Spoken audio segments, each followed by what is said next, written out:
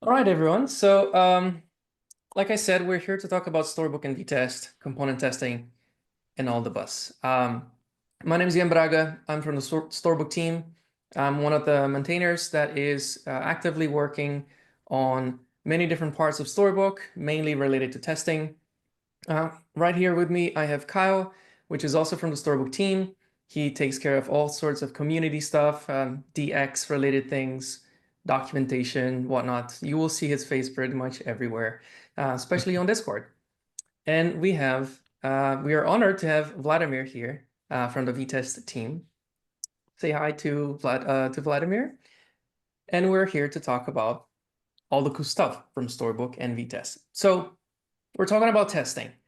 And most of you have probably written thousands of tests by now in your career. And when it comes to testing code, there are multiple kinds of things you can do, right? So you might be writing a utility, which you want to do some unit testing. You might be writing some components, which you also might want to do some component testing.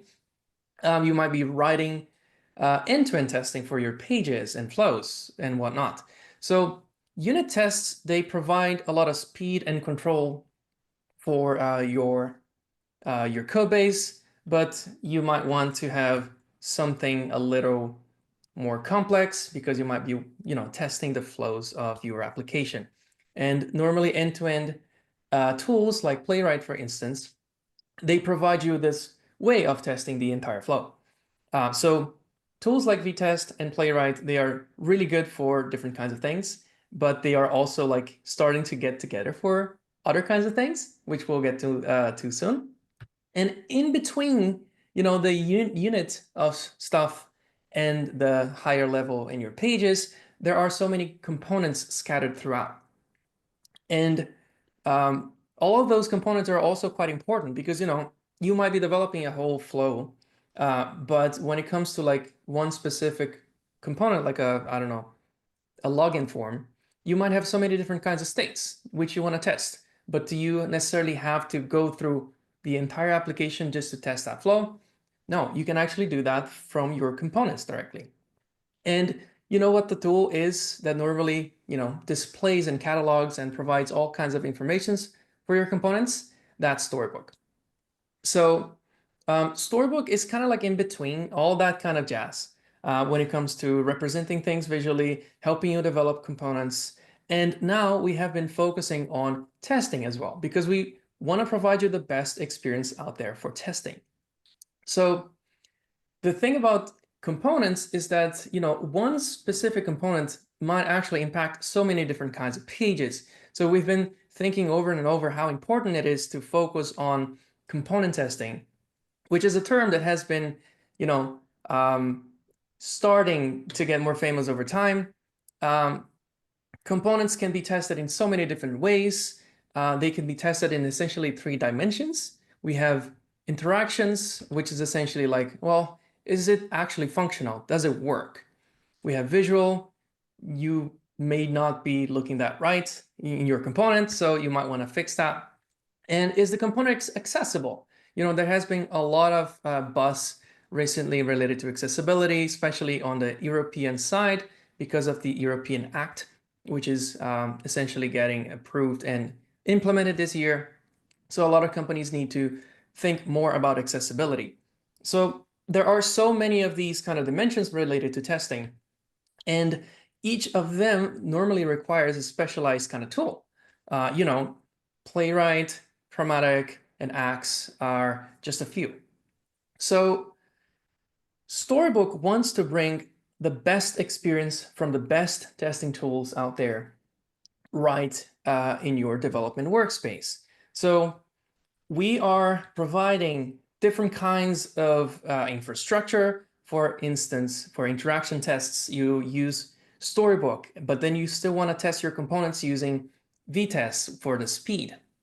But Vitest recently released a browser mode, which is fantastic because it brings you the speed from Vitest as the platform or test runner, but it uses Playwright as a browser environment for an actual real browser testing environment, essentially. So A lot of people have been talking over the years that testing with JS DOM or Happy DOM is cool and fast, but at the same time not accurate at all because it uses a basically mocked version of a browser. It's not really a real browser. So Vitest browser mode provides you with an actual real browser by using Playwright as a platform. And when it comes to these kind of layers, they all sort of integrate together, which is a very cool thing I'm about to show you.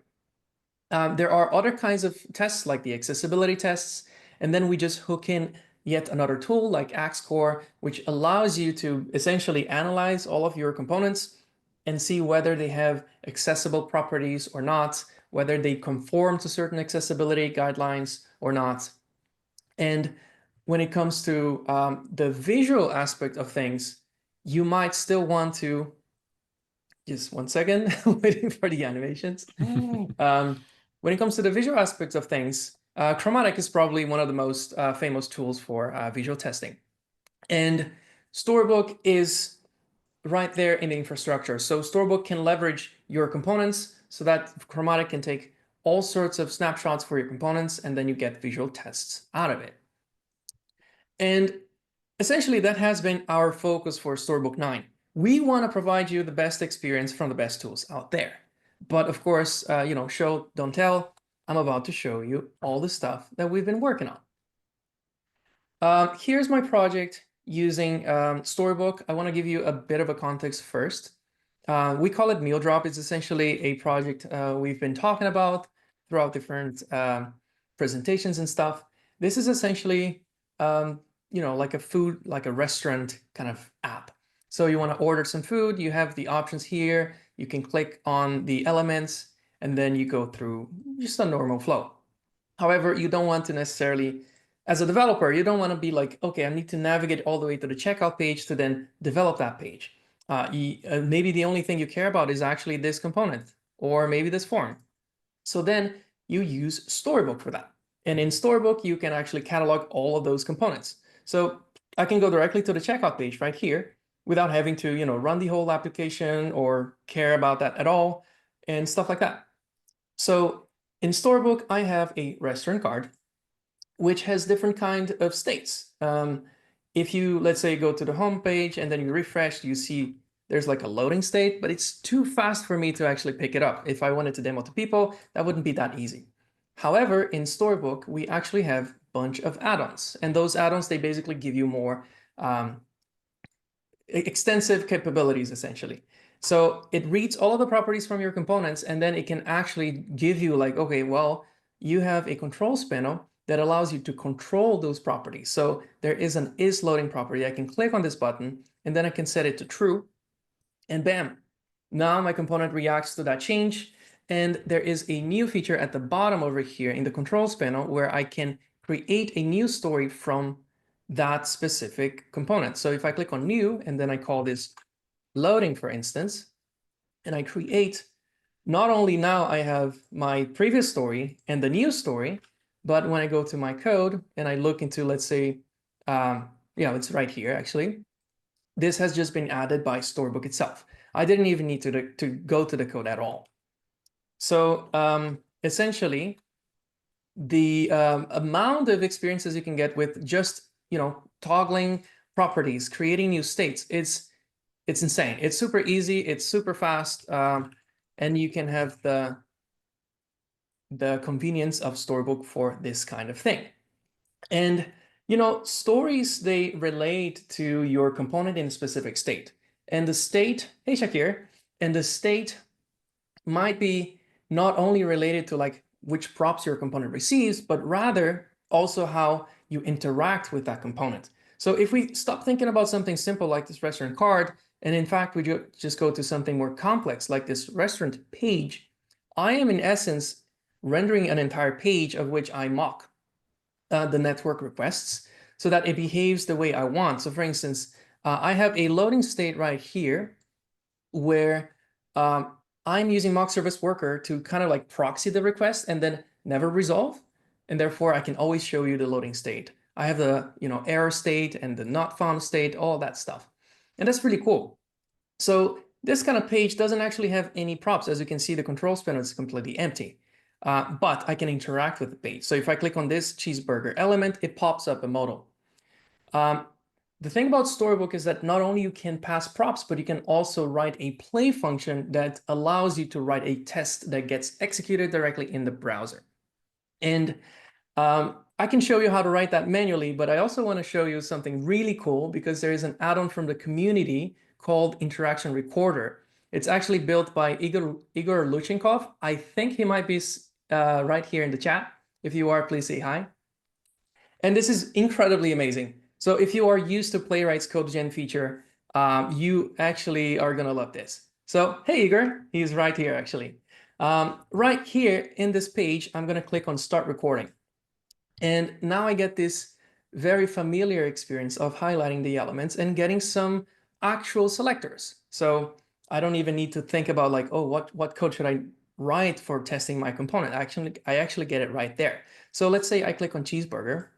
And as you can see on the right side, I now have the code which I need to write in order to get that play function going for my story. And let's say I click on the plus, and now I get into like this state. So I can actually stop recording, and well, I could manually copy this code and do something about it, but I also have a button called Save Story. So I can either leave the same name and therefore get that story to be updated, or I can create a new story, let's say interaction, and then I can save it. Upon saving, now I have this new story, which automatically executes that for me. And in the interactions panel, I see the code which was just written for me. So let's just take a quick look into the code and see what happened. If we take a look into the Git changes, at the bottom, we see that we have a new story that has essentially been written for me called interaction with the play function. So, you know, normally you have to think about, okay, I need to get the element and click on do whatever, but that is just happening automatically for me, which is amazing. So that in essence is the experience of like writing play functions and testing things in directly in the browser. However, this is only executing once I visit the story. So if I am like in this form story, I don't know whether that particular story which I just wrote is failing or passing. So this is where Storybook 9's focus comes in. You probably notice here at the bottom, there is this new element that we call a Storybook testing widget. And that allows you to run different tests for your components. So right here, as you can see, I have different kinds of tests for my components. And then if I click on this button, Storybook is going to spawn Vitest, which uses browser mode under the hood to test all kinds of stuff. So maybe while I'll do this, Vladimir, if you don't mind, you can tell people a bit more about Vitest. Okay. So Vitest as a testing tool. Browser mode specifically. In this example, we're using Playwright, but browser mode is not limited only to Playwright, to several providers or even custom ones, but custom ones are a bit tricky. It uses, we recommend people to use Playwright because it uses CDP, and the API itself is very neat, nicely tightly packaged. It uses Chrome DevTools protocol, which means the interaction is the real interaction. If you're writing your own tests, I assume here you're using a user event from the testing library, which fires the new events, but also very close to how the real application would work. Yeah, what else can I say? So basically, Vitest is a test runner that's getting executed when you click on this button. I'm just going to click it again so you can see how fast it is. So I'm testing 85 stories, and you see on the sidebar, we're getting these like check marks. And the check marks essentially are telling, well, the component has rendered successfully. If the component has a play function like this one, the play function is then tested. And if that test then fails because, you know, an element you're trying to click doesn't exist or something, then it will report you with the failure. And how does that actually work? I want to show you something incredibly cool. So you know what? Because Storybook Test is built on top of Vitest, we are, upon running the button, we're getting all of these logs in the CLI. So this is a Storybook process running, and all of the tests are passing and all that stuff. But what if I kill Storybook entirely? So if I go back, I refresh, there's nothing. Storybook is completely gone from the picture. But Storybook Vitest is an interaction, sorry, it's an integration on top of Vitest, which essentially means your Vitest configuration file is going to have a Storybook Test plugin, and that is all to it. There is to it. If you're like asking, well, how does it work if I run in the CLI? Well, let's just do that right now. So I'm going to run Vitest with the -- project Storybook, essentially just to focus on my Storybook tests. But I don't even need to do that necessarily. I can run all of my node tests and Storybook tests at the same process. And this is essentially running Vitest's browser mode under the hood with the stories being transformed into tests. So I just ran Vitest. I didn't run Storybook at all. And all of my tests are passing. How cool is that? So basically, if you're, it is really fast, right? And mind you, I am testing those full pages which are doing network requests and such. So I'm running this in my CLI, which means if you run the tests in CI, that is basically the experience of which you get. But you know, it's great that Vladimir is here because he not only is building Vitest as the test runner, but he's also building other integrations around it. So if we go into our restaurant detail page story file, let's just go to it right here. You will see that there's a button right here that essentially is an integration from the testing feature from VS Code. So there is an add-on for VS Code for Vitest, which basically understands all of your stories as tests. So on the sidebar, I can see like there's different kinds of tests. I can click on the button here that is going to run Vitest for me on all of those components. And there you go. All the tests are passing. So let's just say that I typed this wrong. I wrote the test myself. I didn't use the tool. And I typed cheeseburger with a Z. If I run the tests, this is going to tell me like, well, there's a failure. How cool is that I actually get the inline failure directly in the line that is failing. So if I click on this button, oh, sorry. If I click on that button, I get the error message right here. Unable to find role heading and name cheeseburger. So I have been using Storybook for developing my components. It's the best and easiest way to like catalog the components. I get all sorts of integrations, even for design tools and stuff like that. But then I use Vitest for testing my stuff. And I get this whole integrated experience, even without having to run Storybook at all. But if I want to debug my stuff, what I normally do is I go to Storybook. That's just my preferred platform of developing. So let's run Storybook again and get back to, you know, our components. So let's just say you didn't even open Storybook at all. And then you just, you know, let me make sure that my components were working as intended. So you run your tests and then you're going to get reports. So you have seen before that, you know, I get some check marks, but now I have a failure. So I get an indication both in the sidebar, but in the testing widget that something is going wrong with the interactions. So I can click here and then I get the amount of interaction failures. Once I click on this button, it visits that particular story of which there is a failure with the interactions panel open. And therefore, I can take a look into the failure. The same thing that I saw in the CLI, but with a very visual perspective. And I can basically turn watch mode by clicking on this button. Then Vitest is already running under in the background, waiting for my changes. I change the file into a fix. Now the tests have rerun and everything is passing. So I find that to be really cool. It's an all-around experience that, yes, I am using cursor, Alexander. It's an all-around experience that just allows you to get all these kind of integrations built on top of each other. And the reason for that is because we chose to use this pluggable architecture with Vitest under the hood. So anything that you use Vitest with also works when you have Storybook as well. Vladimir has been building so many cool stuff like GitHub reporters and stuff like that. And all of that is just going to work out of the box with Storybook as well. So what I've showed you so far is a few examples of like component tests, interaction tests, certain components that don't have any tests at all. They're tested in like a render aspect. So if the component were to throw an error, it would actually fail.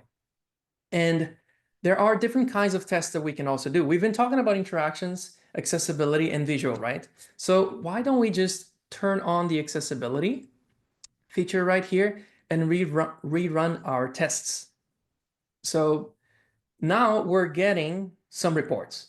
What is happening now is Vitest is running once again in the background, but this time it's actually trying to detect the accessibility results of each component. And I see that I have 13 warnings. So if I click on this button, it filters out my stories to the ones that relate to my accessibility issue. So let's click on this particular story, for instance.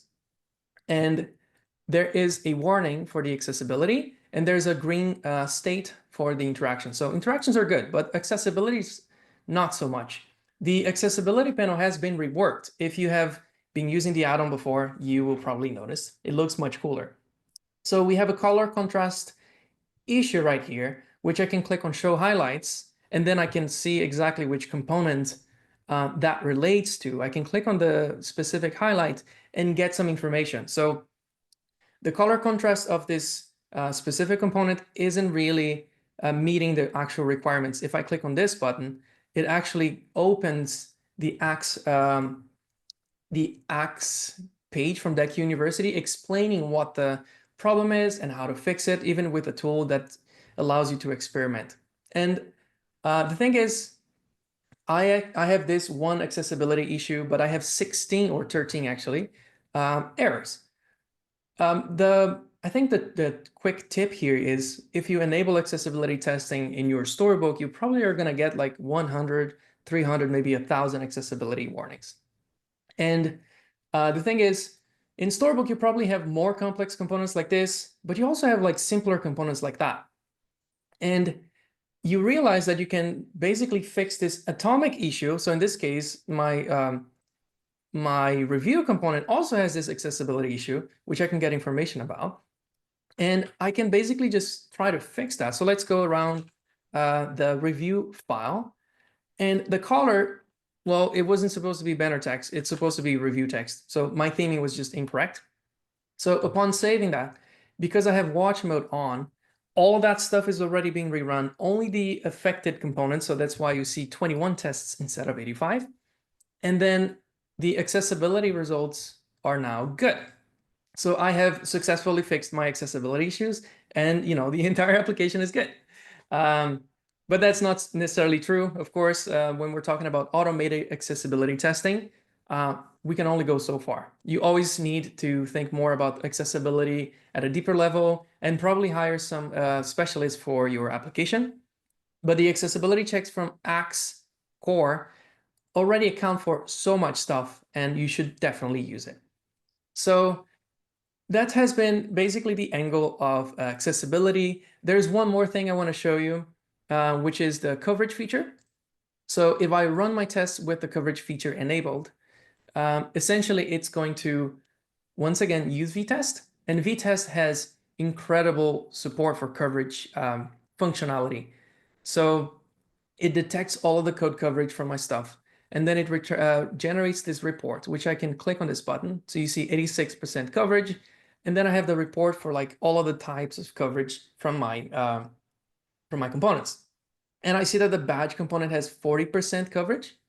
And when I take a look into the code, I see exactly which lines of code are like covered, how many times they're run or not. So what I could actually do here, it's also a very nice feature from Storybook. There's a plus button. I don't know if many of you have noticed it before, But basically, if you click on the plus button, you can create an entire new story file from a component. So I can type badge because I don't have stories for it. And upon clicking on this button, my story for the badge component is automatically generated for me. And as you can see here, it's been created, and I can show you the file which has just been added by Storybook automatically. So it figures out your component, some types, the props, and then it adds some default values for it. So if I go into the controls panel, I can, tweak with specific properties, and then I can get into like state where I can cover different kinds of things, and then I can create a new story, let's say icon.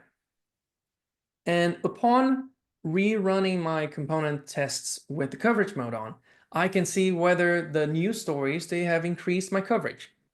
So once the tests are done, I can revisit that, and then I can see that the badge component now has 100% coverage. And that is just incredible because I can basically easily play around with my components and the controls panel, create new stories. And every single time I create a new story, I am therefore increasing the coverage of my application. And that has been a few of the angles of component testing. There is yet one more that I want to show. Essentially, the visual aspect of things, it's also very important. So you might be testing whether your components render correctly. You might be testing whether they behave correctly and whether they are usable by everyone, like accessible. But they also need to look correctly. So in here, you also see visual tests. There is an add-on that we call add-on visual tests. It's coming from Chromatic. And then you can log into Chromatic, of which you then can run your visual tests. So I'm just going to log in very quickly right here. Just give me 1 second, because turns out I forgot. I need to log into my GitHub as well. One moment. And Chromatic is this tool for automated browser testing. So all of the tests happen in the cloud in very specific browser environments, of which are super fast. And I actually, by logging in, I got this specific story, which has a visual test issue. And then I can basically take a look into the visual tests panel. Because I have run this before, I have a report, and you can see there's a diff. So I can go back and forth to see like, okay, this is what the component looked like before. This is how the component looks like today. And I definitely don't want to ship this to production. I just I forgot to talk to the team about what text should look like. But essentially, Chromatic is a whole platform on its own, but it also has this integration with Storybook and the add-on. So you don't actually need to leave Storybook at all to get all of that experience. And if I wanted to go into Chromatic, I can click on this button as well. And then I go into the platform itself. And Chromatic platform includes a lot of different tools and other features, which we don't have to get into detail right now. But that is, in essence, the entire demo. So I think it's time to basically just open up. Let me share. Sorry, 1 second. Jan, um, as you talk with Vladimir, people are making it pretty clear Yeah. they're really interested in understanding more of like the technical, how this is working behind the scenes, like what is actually being tested here. Amazing. Yeah, so that was the demo, and I want to, give some time to chat with Vladimir about all that kind of cool stuff. Maybe we can already start with some simple questions. So maybe Vladimir, what is your take on component testing? Good question. First of all, I want to say that it's really incredible how everything works inside of this. Like, there's just one app, and you are clicking, and you have coverage, everything's running. Don't really need to Thanks. leave your workplace, switch between different contexts. I really enjoy that. For component testing, well, it's a very broad question. I think people should write component tests. Component tests are easier to write than end-to-end tests, but they're better than unit tests, right? So they're like in the middle of your difficulty and in the middle of confidence. They give you enough confidence to know that yes, my website is working, my components are working as intended. My flow, which you can also write like integration component test, I guess, to test the flow, which is also nice, like a positive, negative. You can write yeah, dozens of negative tests and then one big intent test that's working fine and one big that doesn't work fine. So yeah, I think and I think it's important to run the test in the browser, not in GSDOM or HappyDOM. Like one of the reasons why we went with browser mode is because GSDOM just became very hard. It just became very hard to maintain both, like the integration with the GSDOM and with how Node.js is evolving. They kind of have their concepts in like like this. They mismatch, yeah. Yeah, so we had to deal with a lot of problems, and so we just said, what if we can just run everything in the browser and fast? And Playwright is just perfect for this kind of thing. Experimented a lot with it. I talked with the team Playwright also, talked to Playwright team, and I think I think I think we made a very good, like very fast implementation that I'm really excited about.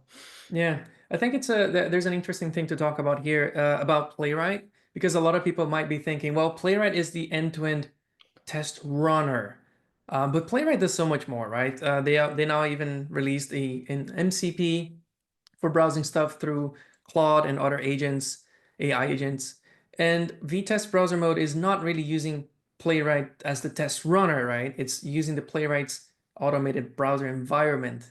Is that true? Yes, exactly. Playwright provides you with an API to open browsers, to open contexts, to change pages. Basically, everything that's available in the runner itself is also available to you if you're using it like through the public API. And the public API itself is incredibly well designed, so it's a pleasure to work with Playwright. And Yeah. we are trying, and we love some of the concepts like locators and test extend, and we adopted them also in the browser mode. And then in Vitest itself, like test extend also is available for like a normal Vitest Node.js tests. Yeah, that's pretty cool. I think Vitest is, well, I've always thought Vitest is the future. I've seen people talk about in their code bases, they're using Jest and they're wondering whether they want or they should migrate from Jest to Vitest before introducing Storybook. First of all, I would say yes, please migrate to Vitest. Mostly because Vitest there's an amazing team behind it. There's a lot of incredible people in the whole Vite ecosystem, and they're like really working hard to give you the best experience out there. And I know Jest is an incredibly well used platform or test runner, but a lot of things are shifting, and the Vite ecosystem is really going forward with the future. Not only Vitest is incredibly fast, but it's also super nice in terms of experience, and all of these nice integrations, which I showed you, that just basically work out of the box. I don't think necessarily you need to migrate to Vitest then to use Storybook. You should definitely just give Storybook a try out. Storybook is a bunch of features. The testing feature uses Vitest, but you don't necessarily have to use that testing feature right now. You can, and it's easy to set up because we actually have a command that does all of that for you. But you should definitely just give it a try. Vladimir, another question that came to across my mind is Vitest v3 has been recently released, where the browser mode has become stable. It's been experimental for a bit of time in Vitest v2, but I'm curious about all the upcoming features and cool stuff you might be working on, if you can share. Just to know, it is a partially stable. It's not officially out of experimental phase. It's like we had different visions before version 3, like where are we gonna go, and then we chose the vision. We implemented what we wanted to do, and we are satisfied with with what we have right now. What do we have in plans? So we already have 3.2 betas, a few beta versions. Some of the features that I'm most excited about is the annotations API. I don't know, I'm going to talk about it, but I cannot show them. So if you're really interested, you can go to Vitest GitHub page and look through pull requests. So basically with annotations, if you've ever Maybe I seen can do that. GitHub actions, right? So GitHub action has if there's like a test is failing, or if you have an error, linting error or something, you'll see like an annotation in a block of text. With the Vitest 3.2, we will also have a similar. This is a cute puppy with in the UI itself and as an API, so everyone, any reporter can reuse the same information. Technically, if Storybook wants to show the annotation somewhere, it can also show you annotation somewhere if in their UI. Yeah, this is one of the features I'm the most excited about. Regarding the coverage, there's one really cool feature which. So I'm not sure which one Storybook uses. Does it use Istanbul or V8? Storybook basically hooks into the user's configuration. So if they're using V8, it's going to be using V8, otherwise Istanbul. All right. So with V8, where there's a new new approach to how coverage is analyzed. So before it was just provided by the V8 engine, all the coverage, and it would like transform to Istanbul coverage report. And right now, instead of doing this, we are doing the AST analysis. So the reports themselves, like previously, if you run through V8 and Istanbul, you had some differences. Usually V8 wasn't reporting some stuff. Right now, one of the team members rewrote how all of this works, and now both coverage are the same. But V8 is also faster because it doesn't need to retransform the files on the go. It also works in the browser, which is really really cool. Nice. Yeah, to give some context to the audience, when we're talking about V8 and Istanbul, these are essentially different kinds of ways of which coverage is calculated. If you take a look into this report, you see like there are statements, branches, functions, and lines. There are many different ways of calculating how much your code is covered. And Istanbul has been used as the standard for calculating coverage for like many, many years, but it requires transforming your tests or your code actually into something that calculates coverage. So it has to like manually add some counters and stuff to then gather all that information. Whereas with V8, it actually just uses the platform, the runtime, that gives you the data necessary for it. And that's why it's faster, it's more accurate and stuff like that. So you should definitely take a look into code coverage if that's something that interests you. And using Vitest and Storybook just gives you a very easy way to increase code coverage. So I feel like there's so many questions in the chat. Maybe we should open up Yeah, there's quite a few. So we can start talking to the audience. Yeah, I'll help you manage those. So I apologize if you've already talked about this. I've been focused on just questions. I have not been able to listen to you at all. I think a really good one to start with would be people are asking about, all right, so in this new world where you've got component tests available, what do you still use for unit tests? Like what's appropriate to still unit test? What's appropriate to end-to-end test? Yeah, just kind of talk about like what a whole testing suite looks like with component testing as one of the pillars. I see. Well, that's kind of interesting. I probably have different answers than Vladimir.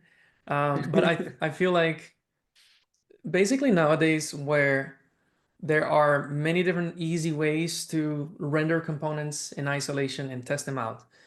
Storybook has so many different integrations, right? You can use mock service worker to mock network requests, but you can also use Mirage, but you can also use monkey patching solutions or any kind of other solutions you want. There are mocking utilities for files and for modules, and there are different ways of like writing tests and in running them directly in the browser. In fact, this is kind of funny. We actually have a Next.js application that we normally use for testing where we use Prisma for the database layer. And in Storybook, we mock out Prisma and replace it with an in-memory or in-browser memory database that allows us to test the backend code as well, right in Storybook, which is super cool. So I feel like Nowadays, I mostly use Storybook for everything. In fact, if you see the meal drop example, do I still have it running? Yes. I have a whole page right here, right? So I can actually test a lot of different complicated scenarios. I can fill in in this case, I'm using Redux toolkit. So I can fill in the state without having to like actually interact with the component. So you can like do a lot. And all that stuff is pretty much testable when you're using Storybook in the browser, but then you get that also in the Vitest run. So what I would do today is probably I use a lot of unit tests for, you know, non-visual stuff. Or maybe, yeah, if you have a component, but then you need to like calculate certain things, you can extract that into something easy to test, and then you test that out in unit tests, which you don't necessarily have need a browser environment for. Then everything else I do in Storybook. And if you really want to like test a huge flow that requires a lot of complicated things, you can use Playwright for end-to-end testing or other tools as well. But I know I'm very biased, but I've always been using Storybook in like every company I worked in my career, and it has really bear fruit. But what are your thoughts, Vladimir? Actually, pretty close to yours. Unit test, extract small part. Don't unit test your components. Use integration test. Write integration test to write your component. To test your components. For Storybook, in place of a Storybook, I mean, we're here for Storybook, so I would say if you can write tests for Storybook, just write tests in Storybook because you can see it's very, as you can see in the integration, it's very nice. Like I like how visually it's very pleasing and interactive. If you cannot, or if you, I don't know what, why wouldn't you be able to?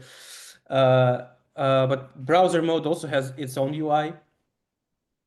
So if you're writing an integration test, you can see the your component visually also too. But yeah, and end-to-end test to test something the full flow. I usually test like the positive flow, negative flow, and then a lot of small negative flows in the integration test. So it's smaller. So I don't need everything like the navigation and all of the Yeah. Well, sidebars. you know what? I'm sharing my screen. Maybe I'll just show what you want to say, Vladimir. I feel like it's really cool to show, you know, the under the hood kind of stuff. So I'm gonna kill Storybook again. And I'm gonna use a headed mode from Vitest, so headless false. And I'm gonna run a test for, I don't know, a restaurant card. So Vitest is using Playwright under the hood as the browser environment. So you can see here that that component is rendered and tested, right? So if I were to just run my entire suite, you're going to see a bunch of stuff flashing because Vitest is super fast. But essentially, everything's been tested. So this is really integrated right into Vitest browser mode. And this is basically what Vladimir is talking about. Yeah. Spent a lot So of time trying to figure out what's the best way to show this. It's very, very hard because you want to show everything, but so you need to scale yeah, stuff like that. I find it kind of funny. I think I was talking to you before, Vladimir, and about the CLI experience in Vitest and about the flickering. Because Vitest before, I don't know if it's still doing today, but like it flickered a lot. And then you said something like, when you remove that, people really missed it because it gives the feeling of like super fast stuff. Yes, it was like that, but we did fix it. We kept like the dynamic part, so sometimes it flickers, but we're now just showing you different like timings, so you can still see that it's in progress. But right now there's no flickering at all. That Ari, the person who also does the coverage, she rewrote everything. It works very smoothly now. Nice. Do you have any more questions from the audience? I saw the Angular one. Oh yes. Another good one would be how does Storybook component tests or just Vitest component tests compare to a more common JS DOM plus testing library in terms of performance? What do you think, Vladimir? There is a certain, so with Vitest, depends on your isolation. I assume you isolate your tests. Vitest isolates tests, no, doesn't isolate tests, but isolates files. So there's always some time that Vitest needs to load the JS DOM. So for example, for every test, depending on machine, roughly 50 milliseconds to half a second can JS DOM can take up to half a second for every test file, which adds up. There is a similar delay for the browser mode because Vitest imports itself, which also can take some time, and there is a water flow, but this is solvable on Vitest side. So I'd say they are pretty similar. Maybe JS DOM will be faster in the larger project, and depends on how many cores you have, for example. But JS DOM can also vary between the projects themselves. Like if you are importing one component, but actually this component imports from a barrel file, and you are importing your whole application for every test, then it can spiral independently if it's in browser mode, if it's in JS DOM. I'd say JS DOM is quite, as we saw in your example, it was 7 seconds, 85 tests, I think it was. It's around 30 something files. So I'd say this is pretty fast. Yeah, and to be honest, I have done some tests myself in the past with like comparison with HappyDOM, JSDOM, and Playwright's browser. I think HappyDOM was slightly faster than JSDOM, but in terms of like numbers, HappyDOM versus Vitest browser mode actually wasn't that much. And I think it's like negligible when it comes to the actual benefit of using a real browser environment. If you think about it, probably anyone who has written JSDOM tests has also written like some workarounds, like, oh, I want to use match media, but I can't. So I have to like mock the browser API. But that also means your component actually doesn't behave like how it's supposed to. Oh, maybe you're using WebGL. And yeah, how are you supposed to do that in JSDOM? So I feel like in the past, there has been like a lot of praise on using JSDOM, but that was because I think the ecosystem wasn't really ready for what it is ready today. So I think if you're like shaving off a few seconds, it's probably not worth it to use JSDOM instead. Yeah, and we're still looking into ways we have some bottlenecks with the current approach that we're looking how to solve them. So it will be even faster. Yeah. I see a question from Sambath Kumar about Vitest support for Storybook in an Angular project. Because Angular currently is based on Webpack.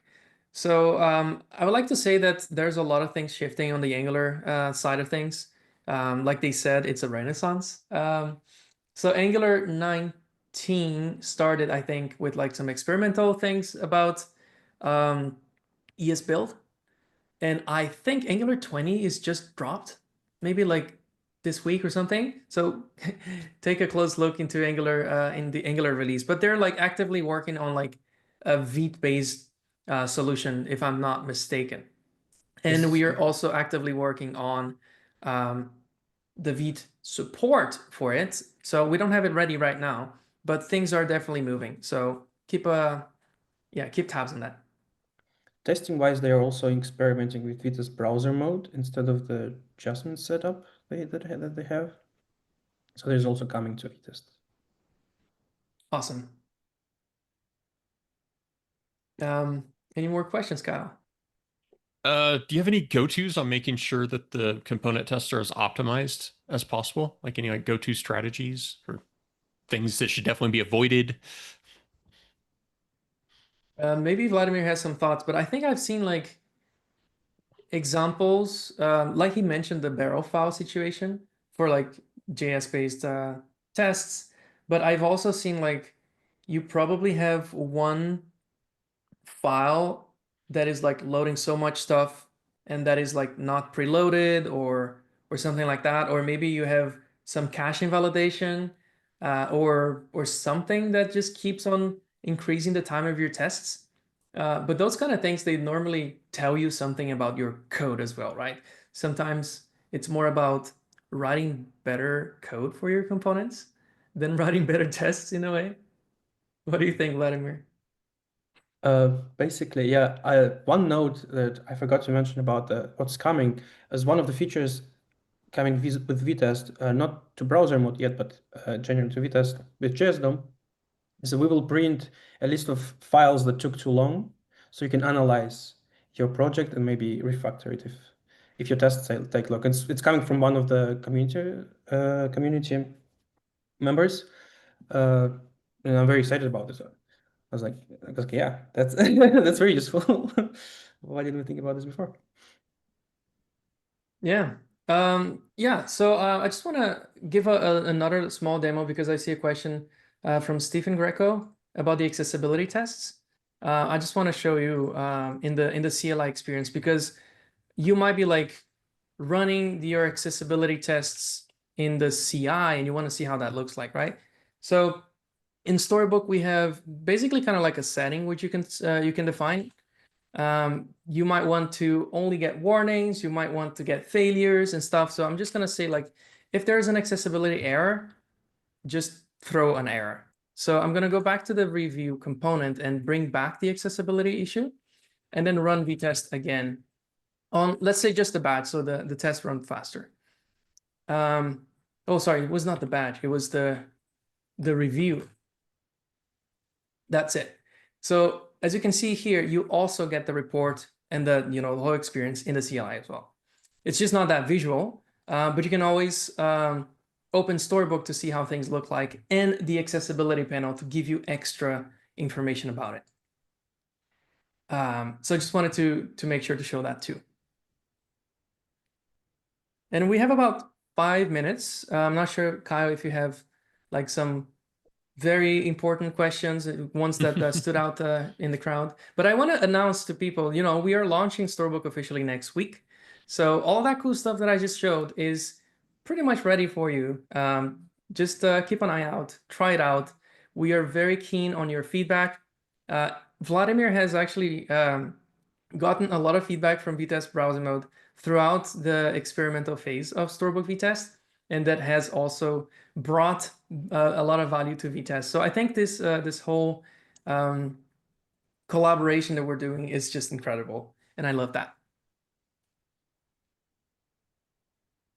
The Storybook team, especially Jan, we were very helpful with the reproductions. I don't think I would have been able to make out a lot of it myself.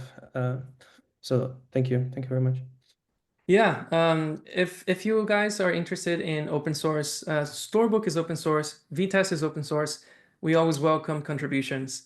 And one of the ways to contribute, actually, one of the most helpful ways is to report bugs. You might feel like, oh, we don't like to hear if things are not working out. We actually love it because then we can fix it for everyone. But the most important thing is reproduction. So whenever you say something's not working, please provide a reproduction so that we can actually help you out. As far as I know, everything's working absolutely fine. You're lying. Let's sure. But yeah, do you have any other questions, Kyle? Yeah, there's one. I'm just going to answer it myself, honestly. Somebody asked how to run accessibility tests on multiple themes. This is kind of a recurring thing, not just accessibility, but people are wondering like how to test across multiple languages, etc. So there's layers to this, so I just wanted to answer it directly. So within Storybook today, the answer to that is you have to have separate stories. And most of the time that means applying like a global value to put it in a different theme, using like a themes add-on or something. For languages, you might be like mocking a network request, for example, or maybe mocking a module that provides the translated language. But yeah, ultimately, however it's done, you have to have different stories to be able to test those things. However, if you're using Chromatic, there's a feature which can run these interaction tests, and very, very soon we'll be able to run accessibility tests. There's a feature called modes that allows you to take those globally configured environments like color themes and languages and apply them programmatically or automatically to a single story and kind of like create multiple stories from it. And we're looking to bring those modes that is currently limited to Chromatic, we're looking to bring those into Storybook directly. So a Definitely. little I just complex, wanted but to, I hope that's helpful. yeah, I just wanted to show you a little visual. So in Storybook, everything is extensible. There are community add-ons that do a lot of stuff, but you can also build your own implementation. So in this case, I have actually a theme picker where I can switch between dark mode and light mode. But not only that, I can also render my components side by side. So I can even like go into like an entire page and see how it behaves in different themes. So in Storybook, you can define a specific story with a specific theme. So in this case, I'm always using light mode. I can actually have a separate story for dark mode. That is going to be taken into account when you're running your tests. So you can already achieve that today, like Kyle said. But we are definitely working on ways to make that more automated, and then you get all the combinatorial tests right away. Cool. I think we are at time. But I really appreciate all of you for coming to this webinar. Please give it a try on Storybook 9. Give us feedback as much as you like. We are there on Discord, we're there on GitHub, and we would love to hear more about it. Thank you so much, Vladimir, for coming. We really are excited about this partnership, and we love Vitest so much. Thanks a lot, Kyle, for taking care of the huge amount of comments and questions. Yeah. And for And being thank here you as well. everybody for your enthusiastic questions. It's great to see people interested. Yeah. Have a lovely rest of your week, and I'll see you next time. Have a nice week.